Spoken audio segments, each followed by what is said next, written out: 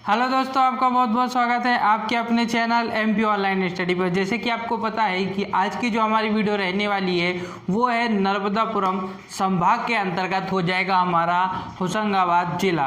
आज जैसे कि आपको पता है कि पहले जो है हम होशंगाबाद को होशंगाबाद संभाग के आधार अंतर्गत ही रखते थे, परंतु होशंगाबाद संभाग का नाम परिवर्तित करके उसको जो है नर्मदापुरम उसका उस संभाग का नाम रख दिया गया है, जिसके अंतर्गत बैतूल भी आता है, आपका हरदा भी आता है और उसी के साथ आपको होशंगाबाद जिला भी देखने को मिलता है। होशंगाबाद जिले की अगर हम बात करें तो गेहूं उत्पादन के आधार पर, नर्मदा नदी के आधार पर और कई ऐसे प्रमुख महत्व की प्रश्न आपको देखने को मिलते हैं होशंगाबाद जिले से। होशंगाबाद जिले में एक मोस्ट इंपॉर्टेंट आपको जो हिल स्टेशन देखने को मिलता है, जो कि मध्य प्रदेश का एकमात्र हिल स्टेशन है, जो कि है पंचमढ़ी। तो ये सारी चीज़ों पर आज जो है हमारा होशंगाबाद जिले के अंतर्गत जो है डिस्कशन हो रहा है, जो कि नर्मदापुरम संभाग के अंतर्गत आता है। तो देखिए, इसमें सबसे पहले जैसे कि ऑलरेडी मैं सारी वीडियो में आपको मैप के थ्रू हम पहले डिस्कशन करते हैं, उसके बाद हम आगे टॉपिक वाइज हम उसको डिस्कशन करते हैं। तो सबसे पहले हम मैप के वाइज करते हैं। मैप के आधार पे अगर मैं आपको बताऊं, अकॉर्डिंग टू मैप के अगर हम इस चीज़ को सॉल्व करते हैं तो आप देखिए, सबसे पहले आपको ये जो मैप देखने को मिलेगा ये हो जाएगा आपका होशंगाबाद जिला। अब इसके अंतर्गत जो है आप समझिए कि ये होशंगाबाद जिला है, इसके दक्षिण में आपको देखने को मिलता है बैतूल जिला। कौन सा जिला देखने को मिलता है? बैतूल जिला देखने को मिलता है। तो आपको दक्षिण में बैतूल जिला देखने को मिलेगा होशंगाबाद जिले के। फिर उसके बाद अगर आप पश्चिम की ओर जाएंगे तो पश्चिम में आपको हरदा देखने को मिलेगा। कौन सा जिला देखने को मिलेगा? हरदा जिला देखने को मिलेगा। तो आपको दक्षिण में तो बैतूल जिला देखने को मिलेगा, लेकिन पश्चिम में आपको हरदा जिला देखने को मिलेगा। फिर हरदा जिले के ऊपर अगर हम बात करें तो हरदा जिले के ऊपर आपको देखने को मिलेगा सीहोर जिला देखने को मिलेगा। सीहोर जिले के बाद यहाँ आपको देखने को मिलेगा रायसेन के बाद आपको देखने को मिलेगा नरसिंहपुर के बाद आपको देखने को मिलेगा छिंदवाड़ा। तो इस तरीके से आपको चारों ओर से होशंगाबाद के चारों ओर आपको इतने जिले देखने को मिलते हैं। सबसे पहले मैं एक बार और रिवाइज कर देता हूँ। ये वाला जो क्षेत्र है, यहाँ आपको बालाघाट यहाँ आपको छिंदवाड़ा देखने को मिलेगा। कौन सा जिला देखने को मिलेगा? यहाँ छिंदवाड़ा जिला देखने को मिलेगा। यहाँ आपको देखने को मिलेगा बैतूल जिला। कौन सा जिला देखने को मिलेगा? बैतूल जिला, जहाँ के बैतूल के मुल्तई से ताप्ती नदी निकलती है। तो बैतूल जिला आपको दक्षिण में देखने को मिलेगा होशंगाबाद जिले के। होशंगाबाद जिले के पश्चिम में मैं आपको बता चुका हूँ, यहाँ आपको हरदा जिला देखने को मिलेगा। हरदा जिले के ऊपर ही आपको इस वाले क्षेत्र में देखने को मिलेगा सीहोर जिला। हालांकि सीहोर जिला की बाउंड्री भोपाल जो संभाग के साथ भी लगती है, भोपाल जिले के साथ भी लगती है, जो कि हमारी राजधानी है। तो सीहोर के साइड से, मतलब ये जो सीहोर जिला है, यहाँ आपको सीहोर जिला देखने को मिलेगा। सीहोर जिले के साइड से ही आपको देखने को मिलेगा रायसेन। कौन सा जिला देखने को मिलेगा? रायसेन जिला देखने को मिलेगा। मतलब ये जो बाउंड्री है ये रायसेन जिले के साथ लगती है। रायसेन जिले के बाद आपको देखने को मिलेगा नरसिंहपुर जिला। तो ये जो नरसिंहपुर जिला है ये आपको इस क्षेत्र में देखने को मिलेगा, और ये वाला जो क्षेत्र है यहाँ आपको देखने को मिलेगा छिंदवाड़ा और यहाँ बैतूल। तो इस तरीके से आपको जिले देखने को मिलते हैं, जो कि होशंगाबाद जिले के चारों ओर जो है सीमा का निर्धारण करते हैं। तो इस तरीके से आपको देखने को मिलते हैं जिले। अब बात करते हैं राष्ट्रीय राजमार्ग की। तो एक छोटा सा आपको यहाँ पर राष्ट्रीय राजमार्ग देखने को मिलेगा, साथ ही साथ एक बड़ा राष्ट्रीय राजमार्ग आपको देखने को मिलेगा, जिसका नाम है NH69। NH69 आपको एक यहाँ पर राष्ट्रीय राजमार्ग देखने को मिलेगा। इस राष्ट्रीय राजमार्ग की अगर हम बात करें तो ये राष्ट्रीय राजमार्ग आप भोपाल से होता हुआ बैतूल की ओर जाता है। ये भोपाल का रास्ता है, क्योंकि आप जाएंगे तो आपको सीहोर मिलेगा, सीहोर के बाद आपको भोपाल मिलेगा। तो भोपाल की ओर ये रास्ता जाता है, और उसी के साथ अगर देखेंगे ये जो नीचे आता है ये बैतूल की ओर जाने वाला रास्ता है। मतलब यहाँ से आपको कौन सा जिला देखने को मिलेगा? बैतूल जिला देखने को मिलेगा। तो ये जो रास्ता है, ये जो राष्ट्रीय राजमार्ग है, ये बैतूल की ओर जाएगा, और ऊपर अगर हम बात करेंगे तो ये कहाँ जाएगा? भोपाल की ओर जाएगा, सीहोर से होता हुआ जाएगा, है ना। तो ये आपको राष्ट्रीय राजमार्ग याद रखना है। एक छोटा राष्ट्रीय राजमार्ग भी आपको इसके अंतर्गत याद रखना है। इसमें सबसे ज़्यादा इंपॉर्टेंट चीज़ जो है वो है इटारसी है और पंचमढ़ी है ना। महानदी पुल है जो तवा नदी पर बना हुआ है, ठीक है। तो अच्छा, बोरी है, क्योंकि बोरी बोरी एक अभ्यारण्य के रूप में भी जाना जाता है। तो ये इंपॉर्टेंट पॉइंट है जिस पर हम थोड़ा थोड़ा डिस्कशन कर लेते हैं। सबसे पहले हम बात करते हैं रेसलपुर की। रेसलपुर जो है, जो आप देख सकते हैं यहाँ आपको रेसलपुर देखने को मिलेगा। रेसलपुर की अगर हम बात करें तो रेसलपुर जो है एमपी एग्रो जो है मोरारजी कारखाना आपको कहाँ देखने को मिलता है, रेसलपुर में देखने को मिलता है। तो जब बात होगी कि रेसलपुर किस क्षेत्र के अंतर्गत आता है, किस जिले के अंतर्गत आता है, तो वो होशंगाबाद जिले के अंतर्गत आता है। और कभी क्वेश्चन आ जाता है कि किस लिए प्रसिद्ध है, तो एमपी एग्रो मोरारजी कारखाने के लिए ये प्रसिद्ध हो जाएगा आपका क्या, रेसलपुर। अब रेसलपुर के बाद अगर हम बात करें तो सेकंड जो हमारा आता है वो आता है बाबई, जिसको जो है माखन नगर के नाम से भी जाना जाता है। बाबई को माखन, मतलब पहले उसका नाम बाबई था, परंतु उसका नाम बाद में माखन नगर कर दिया गया। माखनलाल चतुर्वेदी का जन्म स्थान है। माखनलाल चतुर्वेदी का जन्म स्थान होने के कारण ही बाबई को जो है माखनलाल जो है नगर के नाम से इसको प्रसिद्ध कर दिया गया। ये देख सकते हैं आप यहाँ पर, ये जो क्षेत्र देखने को मिलेगा आपको, ये है माखन नगर। पहले इसका नाम, पूर्व में इसका नाम क्या था, बाबई था, परंतु माखनलाल चतुर्वेदी के नाम पर इसका नाम परिवर्तित करके इसको माखन नगर कर दिया गया, जो कि होशंगाबाद जिले के अंतर्गत आता है। फिर एक कृषि का बड़ा फार्म आपको देखने को मिलेगा। फार्म जो होते हैं ना, फार्म, तो उसी तरीके का एक कृषि का बहुत बड़ा विशाल आपको फार्म क्षेत्र देखने को मिलेगा, फार्म क्षेत्र देखने को मिलेगा, जो भी आपको बाबई नगर और माखन नगर में देखने को मिलेगा, है ना। बाबई क्षेत्र जो है और उसका नाम क्या हो गया है अब, माखन नगर। ठीक है, फिर आता है इटारसी, मध्य प्रदेश का सबसे बड़ा जंक्शन। इटारसी की अगर हम बात करें, जो कि मध्य प्रदेश का सबसे बड़ा आपको जंक्शन देखने को मिलता है। जंक्शन के आधार पे अगर हम बात करें तो आपको जबलपुर भी देखने को मिलता है, भोपाल भी देखने को मिलता है, लेकिन इटारसी जो है वो मध्य प्रदेश का सबसे बड़ा जंक्शन है।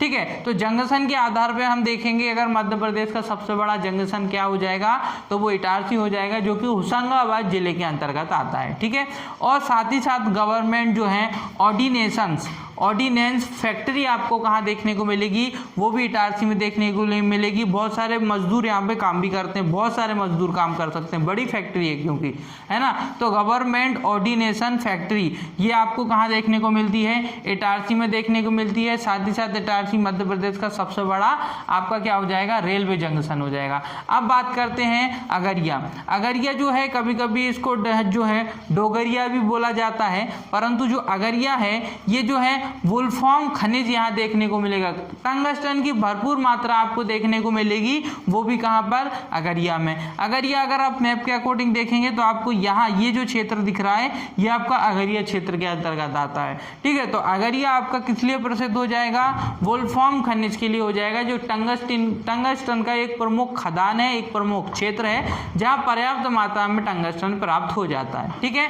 तो ये आपको उस हिसाब से याद रखना है। फिर बात करते हैं तांबा क्षेत्र।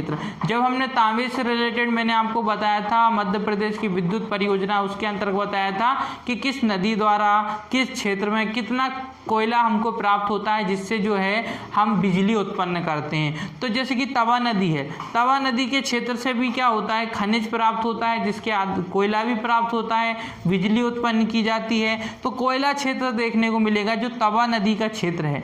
यहाँ आपको एक तवा नदी का क्षेत्र देखने को मिलेगा। ये जो तवा नदी का क्षेत्र है, इस तवा नदी के क्षेत्र में ही जो है आपको कोयला पर्याप्त मात्रा में देखने को मिलेगा। साथ ही साथ होशंगाबाद में ही नर्मदा नदी और तवा नदी दोनों का संगम भी आपको देखने को मिलेगा, है ना, जिसका नाम जो है बादरा भान के नाम से उसको जाना जाता है ना। बादरा भान के नाम से जो है उस क्षेत्र को जाना जाता है जहां नर्मदा नदी और तवा नदी का संगम हुआ है, और वो भी कहाँ है, होशंगाबाद जिले में। ठीक है, फिर बोरी याद रखना है आपको।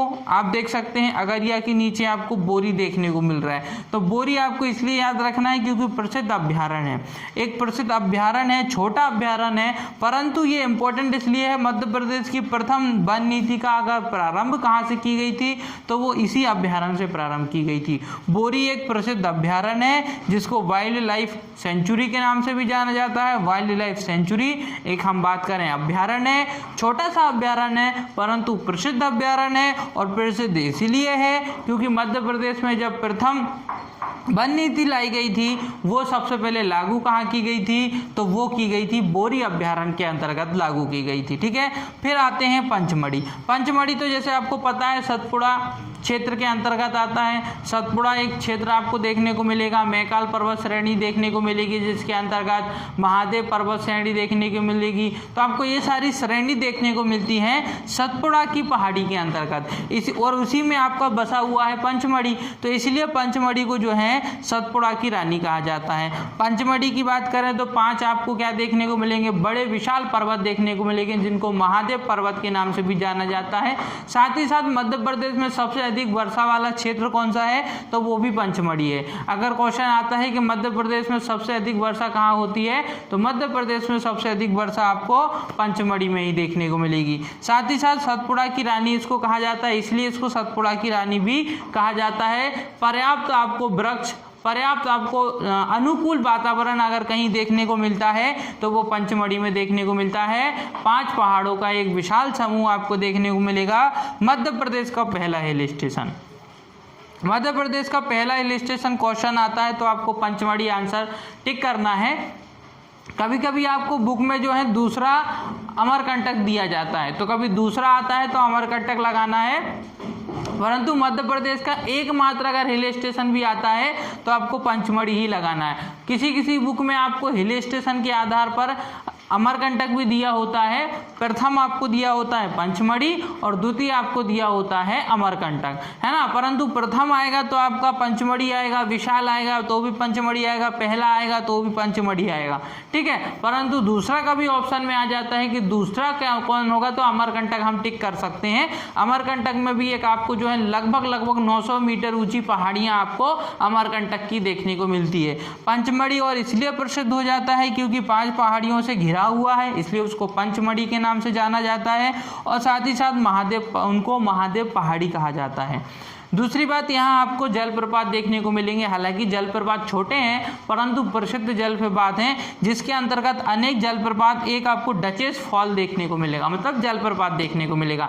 डचेस याद रखना है, कौन सा, डचेस आपको एक फॉल्स मतलब जलप्रपात देखने को मिलेगा जो पंचमढ़ी में है। साथ ही साथ मध्य प्रदेश की सबसे ऊंची चोटी धूपगढ़, वो भी कहाँ स्थित है, तो वो भी पंचमढ़ी में स्थित है। तो पंचमढ़ी में आपका क्या हो जाएगा, मध्य प्रदेश की सबसे ऊंची चोटी धूपगढ़ भी आपको यहीं देखने को मिलती है। कभी अगर क्वेश्चन चेंज करके पूछ लिया जाता है कि सतपुड़ा की सबसे बड़ी ऊंची चोटी कौन सी हो जाएगी, तो वो भी धूपगढ़ हो जाएगी। महादेव पर्वत की सबसे ऊंची चोटी क्या हो जाएगी, तो वो भी धूपगढ़ हो जाएगी। मतलब आप उसमें क्वेश्चन चेंज कर सकते हैं, क्षेत्र का नाम बदल सकते हैं, परंतु आंसर धूपगढ़ ही होगा। लेकिन बात आती है अगर सतपुड़ा की, तो है ना, अरावली पर्वत दे दिया जाएगा तो हम उसमें गुरु शिखर करेंगे, फिर वो क्वेश्चन ही चेंज हो जाएगा क्योंकि हमारे लिए, है ना। अरावली पर्वत दे दिया अगर कभी आपको, तो आप उसमें क्या लगाएंगे, फिर तो आप धूपगढ़ ही लगाना पड़ेगा ना, तो क्योंकि क्वेश्चन चेंज हो जाएगा उसमें, ठीक है। तो ये सारी चीजें इतनी आपको याद रखना है। साथ ही साथ आपको जो है चौरागढ़ एक पिकनिक स्पॉट है जो एक अभ्यारण्य के रूप में भी जाना जाता है। चौरागढ़ भी आपको पंचमढ़ी में देखने को मिलेगा। चौरागढ़ जो है एक वो पिकनिक स्पॉट है, साथ ही साथ इसको जो है हम अभ्यारण्य के रूप में भी जानते हैं। तो ये चीज भी आपको इसके अंतर्गत याद रखना है, पंचमढ़ी के अंतर्गत। साथ ही साथ जो है हंडीखो और जम्बू द्वीप आपको देखने को मिलती है। द्वीप तो आपको पता है, हम द्वीप किसको बोलते हैं, चारों ओर से पानी से घिरा हुआ क्षेत्र द्वीप के रूप में जाना जाता है ना। तो हंडीखो और जम्बू द्वीप आपको कहाँ देखने को मिलेगा, पंचमढ़ी में देखने को मिलेगा। द्वीप का निर्माण कैसे होता है, जब कोई जमीन भूमि स्थल चारों ओर पानी से घिर जाती है तो वो किस रूप में जाना जाता है, वो द्वीप के रूप में जाना जाता है। तो आपको द्वीप भी देखने को मिलेंगे कहाँ पर, होशंगाबाद जिले में, और होशंगाबाद जिले के अंतर्गत पंचमढ़ी जो आपका एक मध्य प्रदेश का पहला हिल स्टेशन है। फिर मध्य प्रदेश का पहला बायोस्फीयर रिजर्व किसको घोषित किया गया, वो भी पंचमढ़ी को घोषित किया गया। मध्य प्रदेश का प्रथम बायोस्फीयर रिजर्व, मध्य प्रदेश का प्रथम बायोस्फीयर रिजर्व भी किसको घोषित किया गया है, तो वो भी पंचमढ़ी को घोषित किया गया है। तो इतने सारे फैक्ट आपको पंचमढ़ी के अंतर्गत याद रखना है। इंपॉर्टेंट है, बहुत ज़्यादा इंपॉर्टेंट है। प्रथम हिल स्टेशन है, सतपुड़ा की पहाड़ियों पर बसा हुआ पंचमढ़ी है। 5 पहाड़ों से घिरा हुआ है, महादेव पर्वत के नाम से उनको जाना जाता है। बहुत सारे जलप्रपात देखने को मिलेंगे, जिसमें एक प्रमुख आपको डचेज जलप्रपात देखने को मिलता है। धूपगढ़ देखने को मिलेगी, मध्य प्रदेश की सबसे ऊंची चोटी आपको देखने को मिलेगी। फिर बात करते हैं होशंगाबाद जिला। तो होशंगाबाद जिले के अंतर्गत आपको क्या क्या याद रखना है वो समझिए। देखिए, होशंगाबाद जिले में मध्य प्रदेश की प्रथम खुली जेल आपको कहाँ देखने को मिलेगी, ये भी आपको होशंगाबाद में देखने को मिलेगी। मध्य प्रदेश की प्रथम खुली जेल कहाँ देखने को मिलेगी, होशंगाबाद में देखने को मिलेगी। मध्य प्रदेश की प्रथम महिला जेल, ये भी आपको होशंगाबाद जिले में देखने को मिलेगी। तो बहुत सारी चीजें इंपॉर्टेंट है। मध्य प्रदेश का सबसे बड़ा रेलवे जंक्शन इटारसी कहाँ पर है, होशंगाबाद में है। मध्य प्रदेश का सबसे लंबा नदी पुल, ये इंपॉर्टेंट बन जाता है। मध्य प्रदेश का सबसे लंबा नदी पुल की बात हो रही है। पुल तो आप समझते हैं, परंतु ये नदी के ऊपर बना पुल, जहाँ से जो है नदी के ऊपर से बना हुआ पुल, ये सबसे बड़ा पुल है।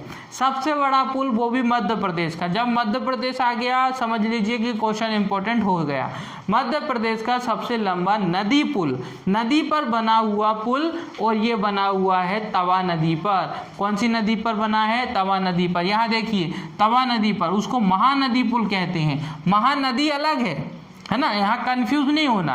महानदी पुल बोला जाता है उसको, परंतु महानदी अलग है। यहाँ की बात हो रही है महानदी पुल की, जो कि तवा नदी पे बना हुआ है और जो कि मध्य प्रदेश का सबसे बड़ा पुल आपको देखने को मिलेगा, नदी पुल आपको देखने को मिलेगा। ठीक है। फिर उसके बाद सर्वाधिक गेहूं उत्पादन। सर्वाधिक गेहूं उत्पादन के आधार पर प्रथम स्थान कौन रखता है, होशंगाबाद रखता है।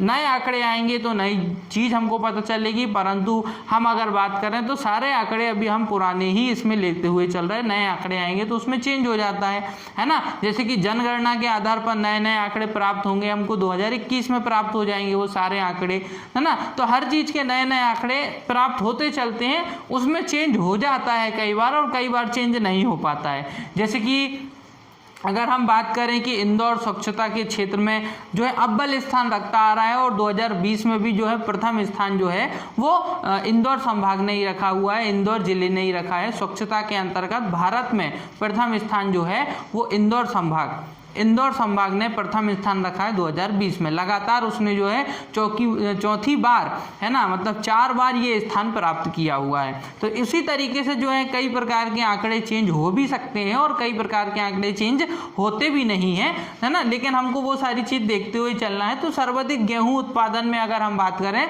तो होशंगाबाद जिला ही आता है। फिर सिक्योरिटी पेपर मिल आपको कहाँ देखने को मिलेगी, होशंगाबाद में देखने को मिलेगी। जैसे कि नेपानगर में एक अलग मिल है, देवास में भी नोट छापने के जो पेपर आते हैं उसकी मिल आपको देखने को मिलेगी। उसी प्रकार से आपको होशंगाबाद में देखने को मिलती है सिक्योरिटी पेपर मिल, है ना। देवास में तो नोट छापने वाली पेपर मिल आपको देखने को मिलेगी।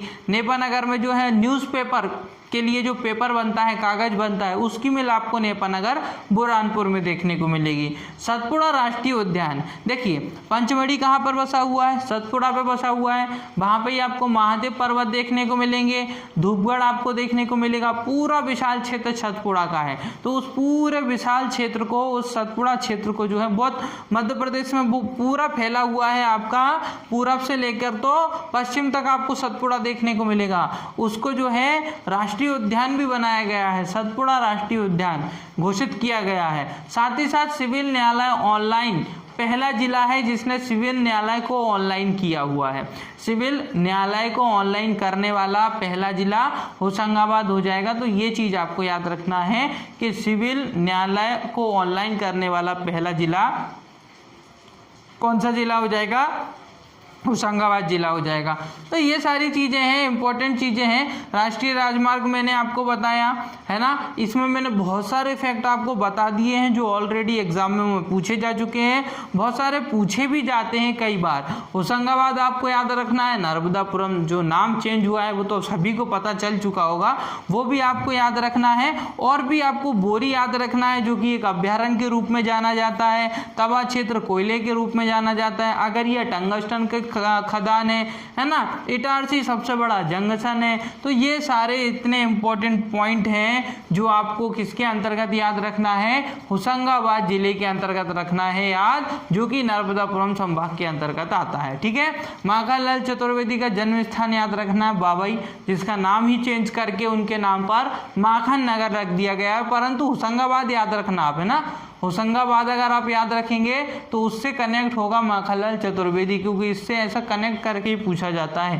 माखनलाल चतुर्वेदी का जन्म स्थान कौन सा जिला है, तो होशंगाबाद जिला हो जाएगा आपका, है ना। तो इतने सारे फैक्ट आपको इसके अंतर्गत याद रखना है। तवा नदी और नर्मदा नदी का संगम स्थल भी आपको क्या याद रखना है, होशंगाबाद जिला याद रखना है। तो इसी के साथ आज की वीडियो हमारी यही समाप्त होती है। अगर आज की वीडियो पसंद आई है तो वीडियो को लाइक करें, हमारे चैनल को सब्सक्राइब करें और जितना हो सकता है हमारी वीडियो को आपके फ्रेंड सर्कल तक शेयर करें। ओके दोस्तों, thank you, thanks for watching.